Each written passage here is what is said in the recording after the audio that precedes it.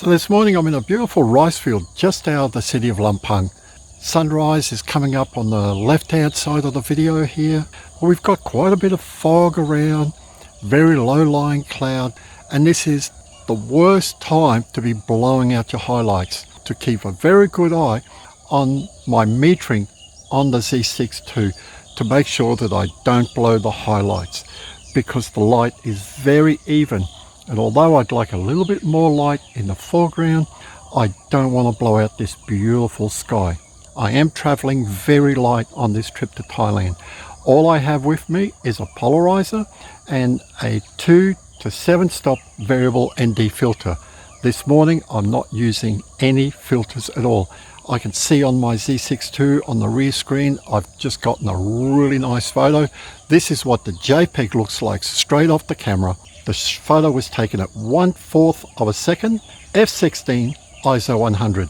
Now I'm using the 24 to 85 FX lens, and this lens, even at f/16, will give you a very sharp image. I wouldn't push it past f/16, and I've chosen f/16 as my aperture, so I get the rice in the foreground here all the way to the background, because I feel that at f11 I may have to focus stack, and I really don't want to focus stack this image. Sometimes we might be in a rush. I'm not in a rush this morning, but you have to be very careful how you frame your photos, especially if you're already shooting like I am at 24 mils. I'm already narrowed down my field of view, so I don't want to be cropping anymore in post. And you can see on the video, just to the left of halfway, there's like a stick with a white flag in there. Now I don't see this on my camera at 24 mils, but if I just go slightly to the left, and I'll take a photo now and show you, you can just see that white stick there. If I hadn't paid careful attention to my framing, I would have that in there. I would then have to either use content aware or crop my image. 24 mils is already tight for a landscape. I've got beautiful light coming to the left, so let's frame that. I'm still at f/16, 1/4 of a second, but although I like this image, look at the left hand side here.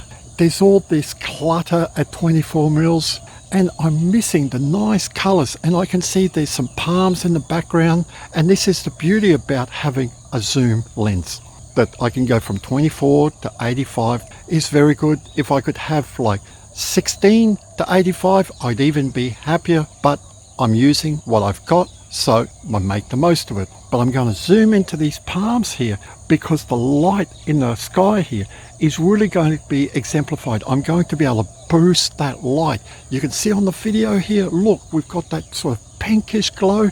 The sun has been up for about 20 minutes, but it's working its way through the fog here. So let's zoom in onto these palms here, because there's a house in the background over there with some trees covering it. This should look really nice framed properly. So this is about the frame that I've got now. When I looked at the metering on my Z6ii, it stated that it was correctly exposed at 1/6.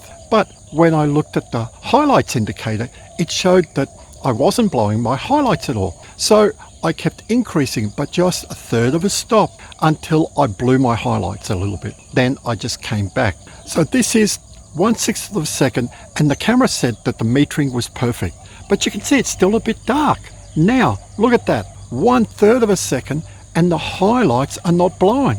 Why is this important? I don't have to increase the shadows and all that in post-processing, meaning that you're going to get less noise. Slow down, take your time, make sure that the image that you get on your camera is as good as you can get. Get your exposure right, get your aperture right, so that when you come home and edit your images, this is very soft light. If you try to increase the exposure in post, you're going to see noise very quickly. Okay, you might miss 1 or 2 images, but the images that you're going to take home from your holiday is going to be worth it. I'd rather miss a couple of shots than come home and say, oh, if I just spent a couple of more minutes framing this shot, I would have had a great image to frame. I won't be back to Thailand for at least another year, year and a half. So I'm making the most of the chances I have to go out to take some photos, and you should too. Now let's see if I can get another image before the light becomes a bit too harsh.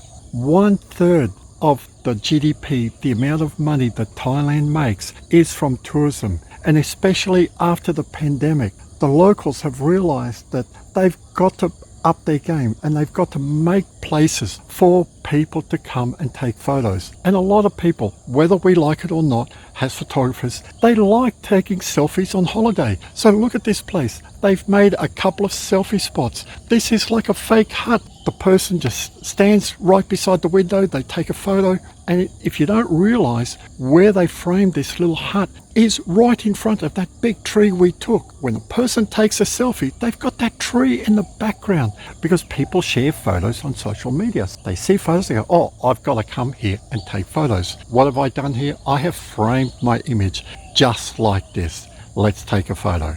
Look at that. Perfect. This is just a JPEG. Look at the raw file now, edited in Adobe Lightroom. Now, like I said, it would be great to have more than 24 mils. All I can do is try to take a quick pano here so that people see a better view of it. So I'll quickly take a pano, and that's it for this morning. Thanks for watching. If you liked the video, give it a big thumbs up. Stay safe, enjoy photography, especially when you're on the holidays. I'll see you next time.